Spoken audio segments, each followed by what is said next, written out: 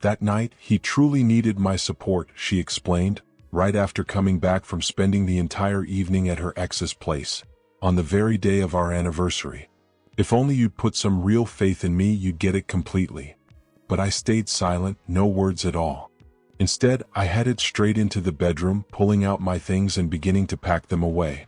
As I rummaged through my drawer, my hand found that hidden ring box I'd kept tucked away for so long. I slipped it quietly into my pocket. From the doorway, she caught sight of it, her expression shifting in an instant. Her skin turned ashen, like all the color had drained away. Without a glance back, I brushed right past her and stepped out the door, leaving everything behind. Hey everyone watching, just before we dive deeper into this tale, do me a favor and hit that subscribe button on the channel if these kinds of gripping stories are your thing. And don't forget to smash the like button to keep more coming your way. Appreciate it so much. I held back from raising my voice in anger. I resisted the urge to hurl that colorful vase she'd picked up during our trip to Tulum straight at the wall in frustration. I didn't even push to grab her phone and scroll through her messages for proof.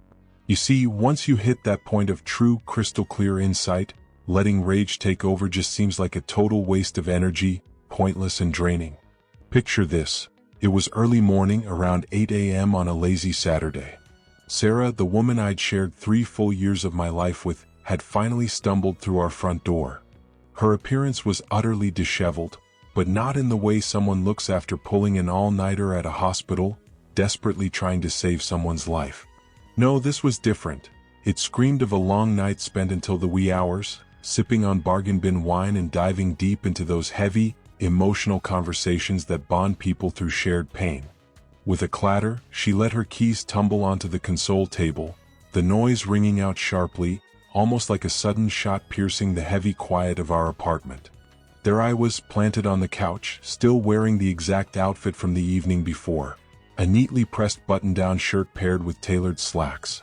Sleep hadn't come to me at all through the night. "Oh, you're still up," she muttered, slipping off her boots with a casual kick. She pressed her fingers to her temples, putting on that act of a throbbing headache to fish for a bit of pity.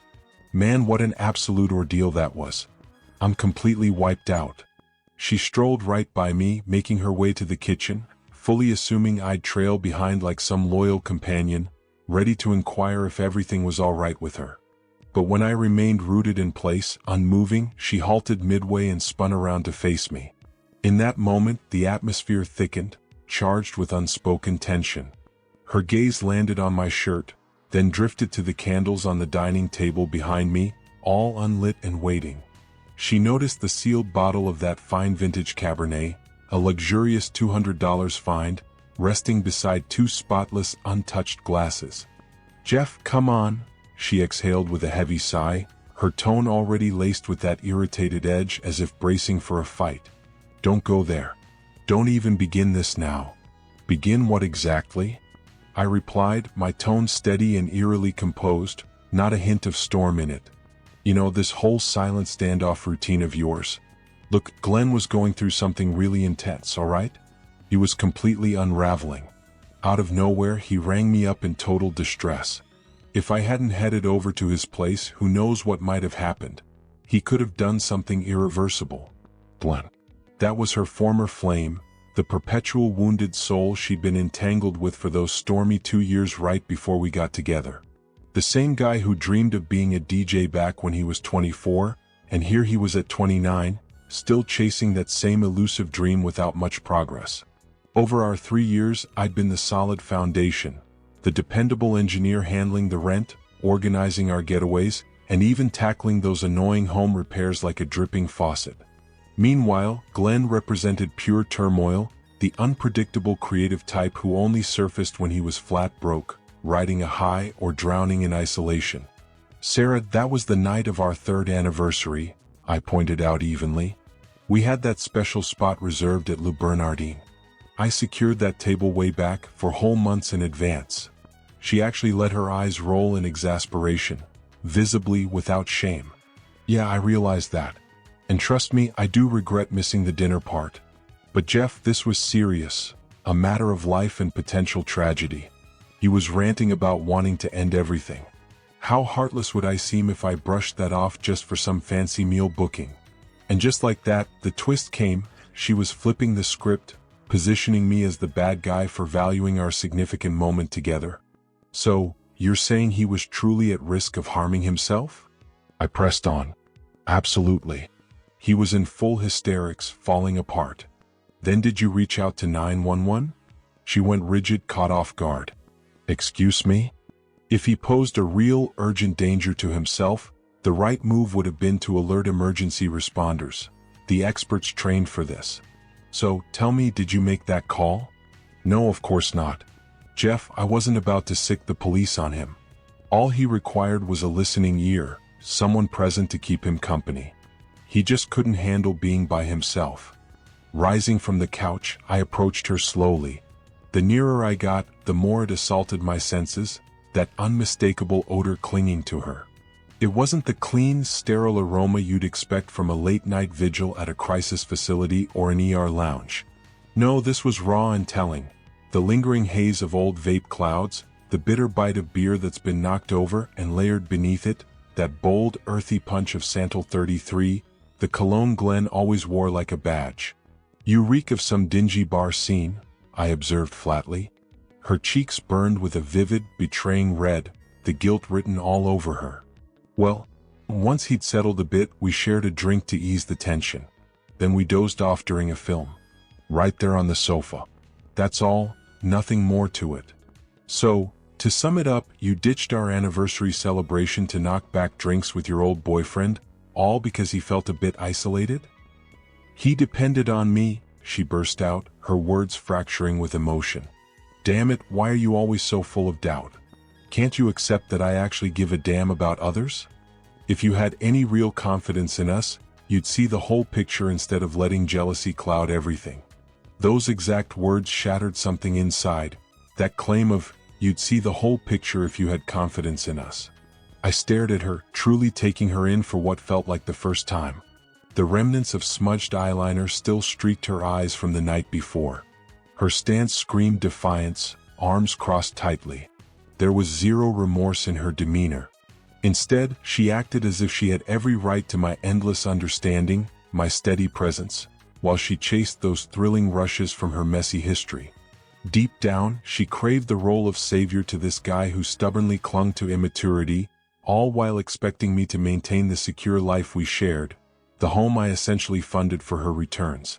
Without another syllable, I pivoted away from her, striding past and into our bedroom. Jeff? Hey Jeff, what's going on? Are you seriously just leaving me hanging here? Her tone escalated, laced with growing alarm as she trailed after me. I yanked down my suitcase from its perch on the closet's highest shelf, flinging it onto the bed and yanking open the zipper with purpose. Oh, for heaven's sake, this can't be real, she scoffed, her laughter sharp and disbelieving. You're actually gathering your stuff? Over me lending a hand to a buddy in need? This is beyond overdramatic, Jeff. Heading to the dresser, I slid open the drawer for socks. Jeff, cut it out. Let's discuss this properly. My hand delved deeper, past the thick wool ones I reserved for outdoor treks. There, my fingertips grazed the smooth, plush velvet surface. I drew it out, that compact navy box. Nestled inside waited a sleek platinum ring, crowned with a stunning 1.5 carat diamond solitaire. I'd scrimped and saved for half a year to afford it, even making a 2-hour drive to the perfect artisan for that ideal facet. My plan had been to pop the question during our dessert course the previous evening. Facing her now, Sarah lingered in the bedroom entrance, fists planted on her waist, poised to unleash yet another tirade on how insensitive I supposedly was. But then her eyes locked onto what I held. Her lips parted as if to speak, yet no sound emerged. It faded away unspoken. Her gaze widened in shock. The color didn't merely fade from her face, it turned a sickly shade of ash. Her arms fell slack to her sides, devoid of strength. In a flash, that smug confidence evaporated, giving way to a stark, terrifying realization. She glanced at the box, then at the open suitcase and finally up to meet my eyes. Jeff, she breathed out, the name escaping like a strangled gasp. Were you planning to? I offered no reply. I didn't bother flipping open the lid to reveal the gem she'd forfeited. She had no claim to witness its brilliant gleam anymore. With a simple motion, I tucked that box right into my pocket. Pivoting back toward the bed, I tossed in enough clothes to last 3 full days, along with my laptop and all my essential toiletries. Then I sealed the bag with a firm zip. No, no, no, absolutely not, she began to stutter, her feet carrying her further into the room. She stretched out her hand, aiming to clutch my arm. Jeff, hold on a second. You had plans to propose? Right there last night? I deftly dodged her grasp, my fingers wrapping around the suitcase handle. Jeff, I beg you, just halt for a moment. We need to have a real conversation about all this. By now, full-blown panic had taken hold of her, as she positioned herself squarely in the doorway's path, blocking my way out. Tears sprang up in her eyes almost instantly, genuine ones this time around, born from the sting of actual loss, not some calculated ploy. I had no idea at all. If I'd even suspected, I wouldn't have answered that call in a million years. I'd have straight up told Glenn to back off completely. For just a brief instant, I paused, holding her gaze steady. That's exactly the core issue here, Sarah, I murmured gently. You never should have required the promise of a ring to deliver that message to him. With that, I maneuvered around her. She lunged for the suitcase handle, her nails raking across the material in desperation, but I yanked it free from her grip. Down the hallway I went, her heavy footfalls pounding in pursuit. You can't simply walk out like this. We share this home together. Jeff, I truly love you. I reached the front door and swung it open. Jeff! She let out a raw, piercing scream that likely stirred the entire building awake. Stepping across the threshold, I eased the door shut behind me, hearing the soft click of the lock engaging. Down the stairs I descended, slid into my car, and just drove off. No music from the radio to fill the air. I embraced the quiet, suddenly feeling an incredible sense of lightness that I hadn't experienced in what seemed like forever. Those initial 48 hours turned into an intense lesson in the art of today's online torment. I'd settled into a straightforward, middle-of-the-road hotel roughly 20 minutes from work.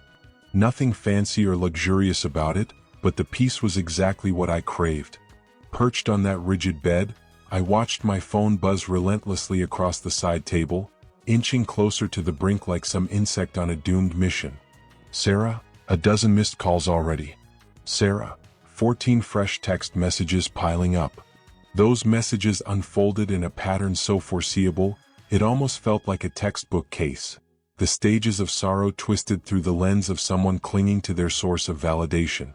First came the denial mixed with desperate pleas. Baby, answer me, please. My hands are trembling nonstop. I can barely catch my breath. This is terrifying me. I'm getting rid of every last thing from Glenn.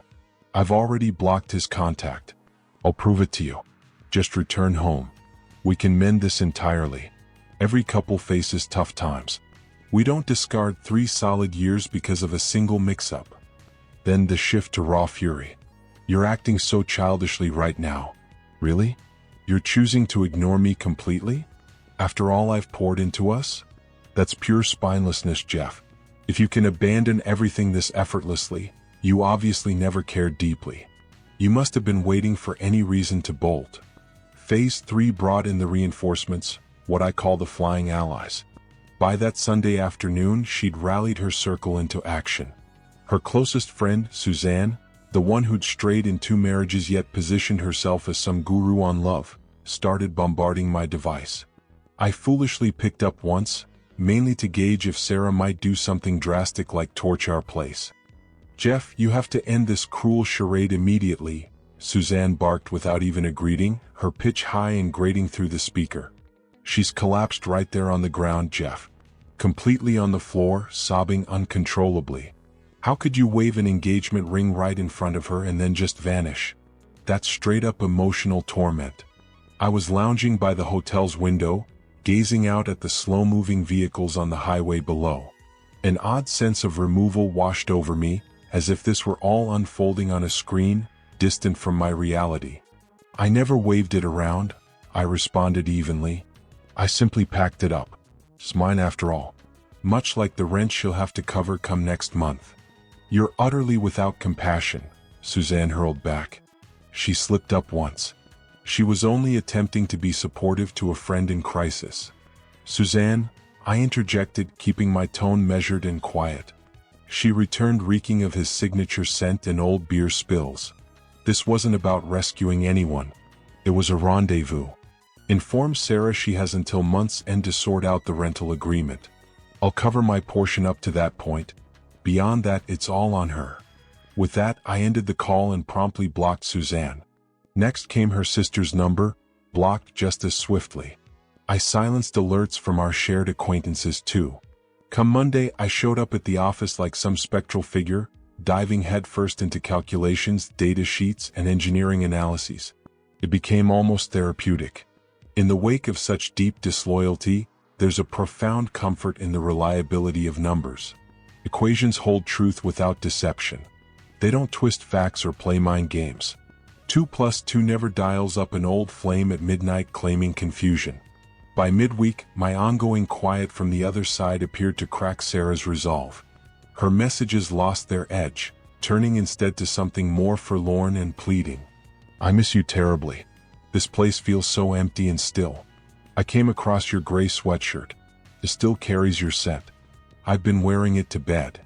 No response stirred in me. I felt no pull to engage. That frozen image of her expression upon spotting the ring box lingered vividly in my mind. It served as the perfect endpoint I hadn't realized I sought. It confirmed she grasped the full weight of what she'd thrown away. Any further words would only weaken that impact. Roughly 3 weeks on, I needed to stop by the old apartment to collect the remainder of my belongings. I chose a Tuesday morning, knowing her schedule included a mandatory team huddle. Stepping inside, the space was in utter disarray, like a chaotic party aftermath. Food delivery boxes cluttered the coffee table, heaps of unwashed clothes draped over the couch.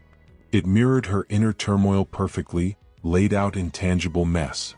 I gathered my collection of books, the fancy espresso maker, and whatever clothes I'd left behind. As I hauled the final box down to my vehicle, our neighbor Mrs. Gable strolled past with her little pug in tow. She was the unofficial watchdog of the block, always observant. "Jeff," she called out, waving as she approached.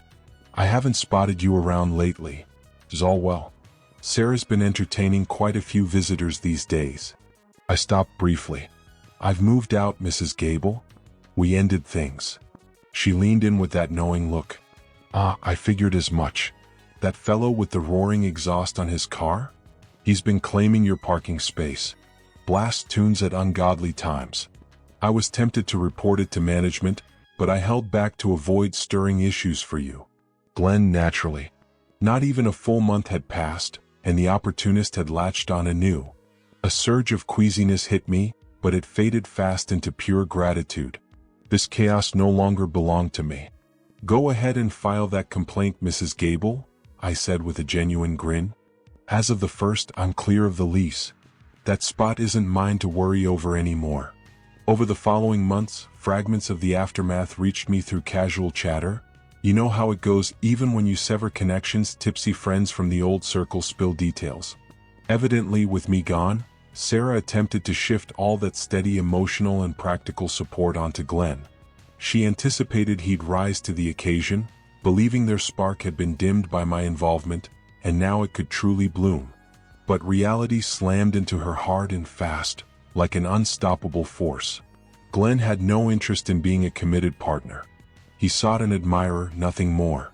No desire to split bills or handle rent, he just wanted a free bed. In under 2 months, he'd coaxed $3,000 out of her under the guise of funding fresh gear for his DJ pursuits. He began inviting his artsy crew over to what used to be our peaceful haven, transforming it into a revolving door of disorder. Whenever she pushed for him to pitch in or tidy up, he'd fire back with the very phrases she'd once defended. "You're crushing my artistic flow. You're way too rigid. Quit treating me like a child." The sheer hypocrisy was almost overwhelming, thick enough to choke on. The decisive blow landed around the 4th month. I was grabbing drinks with my pal Dave, who hadn't unfollowed Sarah on social media. "Man," Dave said, pushing his phone my way across the bar. "Check this out." It was one of her stories, A plain text overlay on a dark backdrop, tiny white letters signaling a total breakdown. It's wild how you can sabotage the greatest gift in your life for somebody who sees you as just another choice. I've learned my lesson now. I'm truly sorry. She ditched Glenn? I inquired, nursing my beer casually. Even better than that, Dave replied with a wide grin spreading across his face. Glenn ended up betraying her completely. He stepped out with some 19-year-old event organizer he'd crossed paths with during one of his club gigs. Sarah walked in unexpectedly early one day and caught them right in the act. I couldn't hold back a chuckle. It escaped as a quick, cutting burst of laughter. She's been inquiring about your life lately, Dave mentioned carefully, his tone measured. She figured out I'm meeting up with you this evening. She was curious to know if you've started seeing somebody new. My mind drifted to the lady I'd encountered at the local rock climbing spot just a couple of weeks earlier. Her name was Elena, working as a dedicated nurse in pediatrics. She had this wonderful sense of humor, always straightforward, and truly had her life organized without any loose ends. We'd already enjoyed 3 outings together. 0 complications. No lingering former partners casting shadows. Simply a natural, effortless connection that felt right from the start. Just let her know I'm thriving, I told him, and mentioned that I went ahead and sold the ring. Dave's brows lifted in surprise. You actually parted with it? Indeed, just last week. What did you use the cash for? I finally pulled the trigger on that classic Ducati motorcycle I've been dreaming about for the past 5 years, I explained, gesturing to our server to bring over the bill. Sarah had always insisted bikes were far too risky. She flat out refused to let me own one. Rising from my seat, I snatched up my jacket. As it turns out, I added, she turned out to be the real hazard all along. Half a year flew by after that. If you've never had the chance to reconstruct your entire existence from scratch, let me share this. It's utterly captivating, almost like a rush you can't get enough of. That opening month drags you through pure torment, the next one demands relentless effort, but come the third, it hits you just how much unnecessary burden you've been hauling around without realizing. I wasn't merely liberated from Sarah, I shook off the constant worry she disguised as fiery intensity. Gone was the endless cycle of handling her moods, her emergencies, her uncertainties. I dove headfirst into all those pursuits I'd sidelined for so long. I pushed myself at the job, but in a sharper, more strategic way. I earned a well-deserved bump up to senior project manager, complete with a substantial salary boost. I took that Ducati out for thrilling rides along the coastal roads every weekend, the rush of air whipping by, sweeping away any remaining traces of old regrets. And I began dating Elena in a real, committed sense. Our dynamic was refreshingly unique, calm and grounded. Whenever she faced a tough shift at the hospital, she didn't snap or vanish into thin air. She opened up about it honestly. We'd grab some delicious Thai takeout, settle in, and binge on those delightfully terrible science fiction flicks. No hidden agendas. No constant probes into my faithfulness. Simply 2 grown individuals crafting a strong, reliable bond together. One ordinary Tuesday night, I found myself browsing through an upscale furniture boutique in the heart of the city. I was in the Jeffet for a fresh sectional couch to outfit my new condominium, a spot I'd purchased entirely with my own earnings, styled precisely to my preferences. No neutral-toned cushions scattered about. No cheesy inspirational plaques proclaiming live, laugh, love. I was checking out the supportive feel of a sleek charcoal leather sofa when a sudden awareness prickled at me. That instinctive tingle on the nape of your neck when you sense someone's gaze locked on you, it's ancient, almost animalistic. I spun around slowly. There, positioned close to the store's entryway, stood Sarah, appearing like a faded echo of who she once was. She seemed shrunken somehow, that's the perfect description. Clad in worn-out yoga leggings and a hoodie marred with noticeable stains, her hair scraped back into a haphazard, unkempt knot. Exhaustion etched her features, as if the past half-year had piled on an extra 5 years of wear.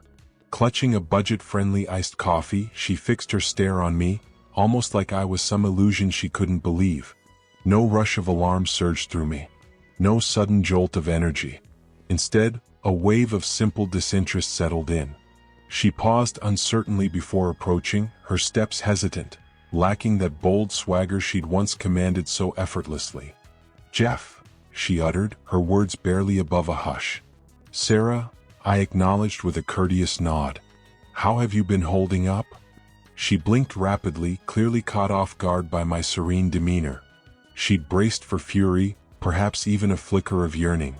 Indifference threw her completely off balance. She had no script for that. I'm managing all right," she fibbed, her glance skimming over my attire. A well-fitted jacket, sturdy boots. Then her eyes shifted to the premium sofa I rested against. "You seem fantastic. Truly content." "I am," I confirmed.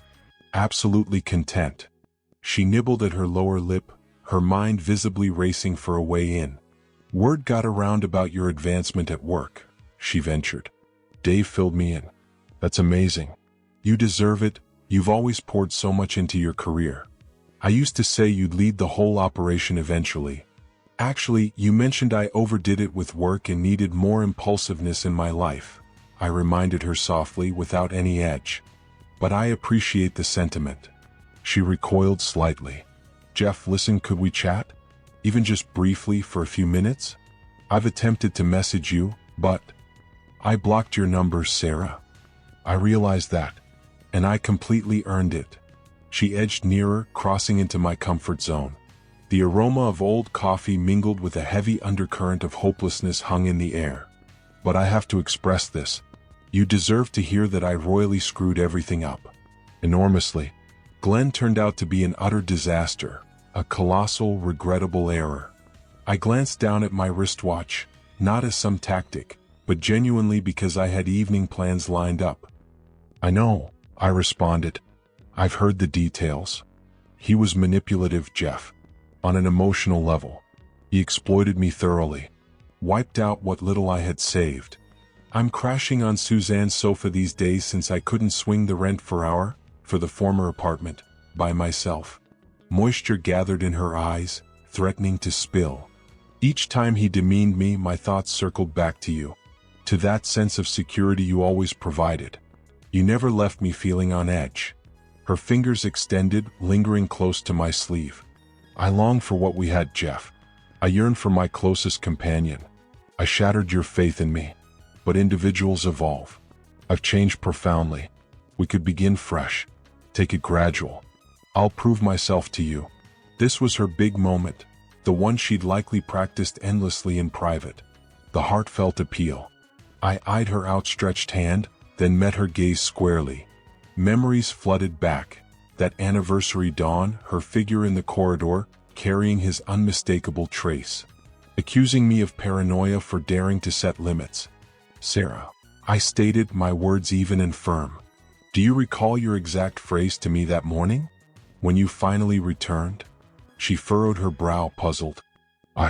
I threw out plenty of words then. "You claimed you'd have seen the truth if you truly believed in me." She bobbed her head vigorously. "Yes, and I recognize now how mistaken that was." "No," I interrupted smoothly. "You weren't mistaken at all." She went still. "What do you mean?" "You hit the nail on the head," I elaborated. "If I'd placed blind faith in you, I'd have been utterly naive. But I chose to believe in my own judgment. And that clarity showed me precisely the path forward." I shifted backward, creating some breathing room between us. "I hold no grudge against you, Sarah. I don't dwell on you enough for hatred to take root. But there's no restarting for us. We're nothing now. You opted for a whirlwind existence, while I embraced one of tranquility. And I won't sacrifice my serenity to repair the fallout from your choices." Her face collapsed inward, crumbling under the weight of realization. "But Jeff, that ring, you went out and bought it. You had every plan to make me your wife, to create a forever with me. How can you just snuff out feelings that deep and real?" "I didn't snuff them out," I explained clearly. "You did that all on your own. Right there in the dawn of that fateful morning. You locked eyes with me and deliberately chose him over everything we built.